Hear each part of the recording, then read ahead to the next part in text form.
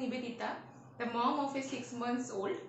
और मेरा जो ये जर्नी है from pregnancy to till now, उसमें मैं बहुत सारे जो एक्सपीरियंस है वो गैदर की हूँ, वही मैं शेयर करना चाहती थी सबके साथ। तो मुझे लगा कि YouTube is the best platform to share all my experiences. तो इसीलिए मैं आप लोगों के सामने आज आई हूँ। और आज का जो टॉपिक है वो है थायराइड इन प्रेगनेंसी। तो ये एक बहुत ही कॉमन प्रॉब्लम है आज के डेट में। हर एक वुमेन को, जैसे कि 10 में से 2 महिलाओं को जो प्रेग्नेंट है उनको थायराइड हो ही जाता है, और इसके बारे में हम लोग को प्रॉपर जानकारी भी नहीं रहता है। तो इसीलिए मैं आज ये वीडियो जो है आप लोग के सामने लाई हूँ। तो मेरा जो है थायराइड था, थ्रू आउट प्रेगनेंसी मेरा थायराइड था, जो कि मैं कंट्रोल में रखी थी। तो पहले मैं जब कॉलेज में थी तभी मुझे थायराइड था। तो वो उस टाइम 6 या 7 ऐसा कुछ थायराइड मेरा था, और मैं दवाई लेना स्टार्ट की थी। तो दवाई जैसे चल रहा था, तो जैसे 1 साल 2 साल चली, उसके बाद मैं एक्सरसाइज वगैरह करती थी, तो मेरा थायराइड जो है लेवल में आ गया था।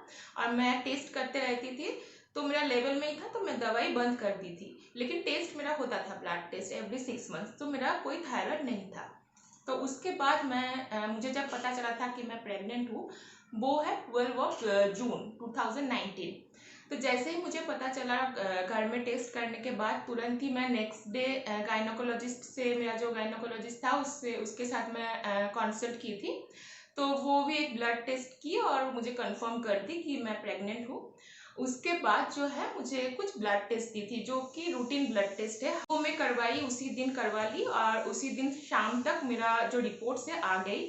नेक्स्ट दिन जो मैं गई उसके पास, मेरी जो डॉक्टर है उनके पास मैं गई, तो मुझे पता चला कि मेरा टीएसएच हार्मोन जो होता है, वो थायराइड हार्मोन जो होता है, थायराइड स्टिमुलेटिंग हार्मोन, वो बहुत ही ज़्यादा हाई है। जैसे कि उस टाइम में मेरा 12.5 था, लेकिन एक प्रेग्नेंट वुमेन को फर्स्ट ट्राइमेस्टर में 2.5 से ज़्यादा नहीं रहना चाहिए। 0.2 से लेकर 2.5 तक की रहना चाहिए, जो कि मेरा बहुत ही ज़्यादा था। तो हर एक की तरह मैं भी बहुत ही घबरा गई थी। लेकिन मेरी डॉक्टर जो थी बहुत ही अच्छी थी, वो मुझे बताई इसमें डरने की कुछ बात नहीं है। प्रेगनेंसी में टीएसएच हार्मोन जो है ऐसे ही वो बढ़ जाता है बहुत केसेस में। हम लोग को जो करना है वो है, हम लोग को इसको कंट्रोल में रखना है, इसको बढ़ने देना नहीं है। तो वो मुझे दिया था उस टाइम दवाई, जो कि था शायद थायरॉक्सिन, और डोज भी बहुत हाई दी थी, 75 mg वो दी थी। तो उससे भी मैं डर गई थी। हर एक मम्मी जो है वो डरती रहती है अपने बच्चों के लिए, जो पेट में बढ़ रहे हैं उसके लिए डरती थी। तो मुझे लगा इतना जो हाई डोज की दवाई है वो लेंगे तो उसके कारण मेरे बेबी को जो है कुछ प्रॉब्लम होगा कि नहीं। तो डॉक्टर ने मुझे बताया उसके कारण कुछ प्रॉब्लम नहीं होता है। अगर आप दवाई नहीं लेंगे, ऐसे रहेंगे, तो आपको जो है प्रॉब्लम होगा।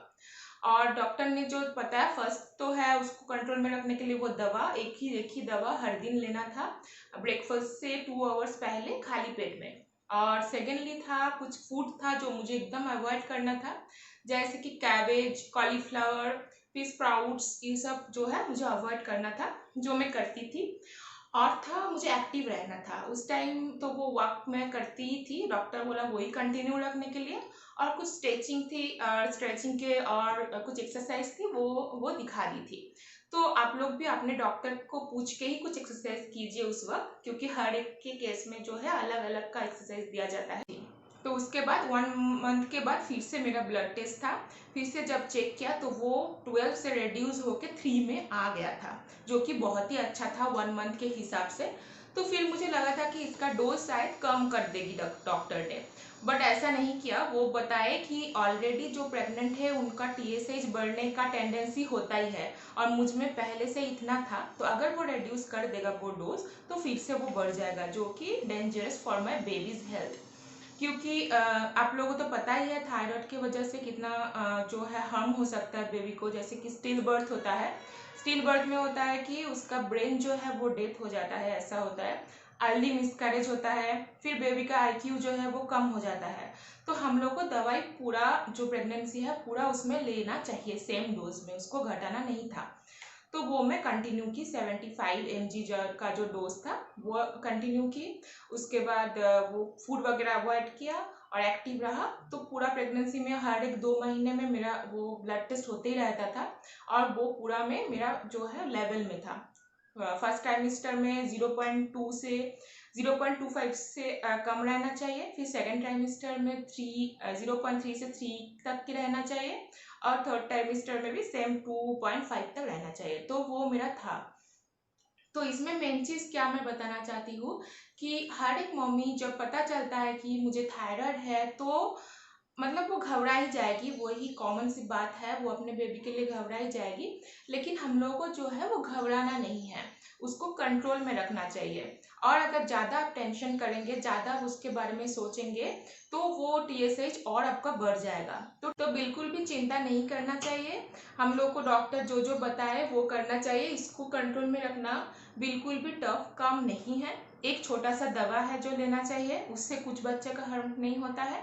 और फूड वगैरह जो बोलेगी डॉक्टर वही आपको फॉलो करना चाहिए और फिर आपको एक्टिव रहना चाहिए। तो मैं अपना एक्सपीरियंस बताती हूँ कि मेरा जो है बेबी टचवुड बहुत ही हेल्दी है और मेरा प्रेगनेंसी में थायराइड की वजह से कोई प्रॉब्लम नहीं आया है और प्रेगनेंसी के बाद भी मुझे कुछ प्रॉब्लम नहीं आया है। 6 वीक्स के बाद मेरा जो थायराइड था वो फिर से नॉर्मल भी होते गया, वो फिर से वो उतना हाई नहीं था।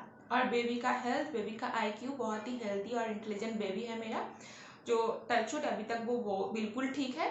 तो इसीलिए मैं बोलना चाहती हूँ कि आप लोग किसी को भी थायराइड अगर पकड़ा जाता है फर्स्ट इनिशियल वीक्स में तो आप लोग बिल्कुल ना घबराएं, बस उसको कंट्रोल रखिए। और ये बात सबसे ज़रूरी है कि आपको वो ब्लड टेस्ट करवा लेना चाहिए, आपको पता होना चाहिए आपके अंदर क्या क्या प्रॉब्लम है। Before starting your pregnancy if you are doing the blood test that will be the best. अगर आप नहीं कर रहे हैं तो जब आपको पता चले कि आप प्रेग्नेंट हो तब तुरंत डॉक्टर को दिखाइए, घर में ना रहे कि मुझे पता ही है प्रेग्नेंट हूँ, घर डॉक्टर के पास जाके क्या करूँगी, ये नेचुरल प्रोसेस है, ऐसा सोच के आप घर में मत रहिए। गायनोकोलॉजिस्ट जिससे भी आपको कंसल्ट करना है उससे कंसल्ट कीजिए और जो वो बोले वो फॉलो कीजिए, तब आपको प्रेगनेंसी में या फिर बच्चों की हेल्थ में कोई भी प्रॉब्लम नहीं होगा। तो ये मेरा एक्सपीरियंस थी जो कि मैं आप लोगों के साथ शेयर करना चाहती थी, क्योंकि मुझे पता है उस टाइम में हम लोग बहुत डरे हुए रहते हैं और कोई हम लोग का ऐसा सपोर्टिव बात मिले तो हम लोग को अच्छा लगता है और वो हम लोग के लिए अच्छा भी होता है, हम लोग हैप्पी रह पाते हैं। अगर ये वीडियो आप लोगों को हेल्प किया हो तो आप इस वीडियो को ज़रूर लाइक कीजिए, फ्रेंड के साथ, फैमिली के साथ ये वीडियो को शेयर कीजिए और मेरे चैनल को सब्सक्राइब जरूर कीजिए। तो आज के लिए इतना ही, फिर मिलते हैं नेक्स्ट वीडियो में। तब तक के लिए अपना ख्याल रखिए और स्वस्थ रहिए।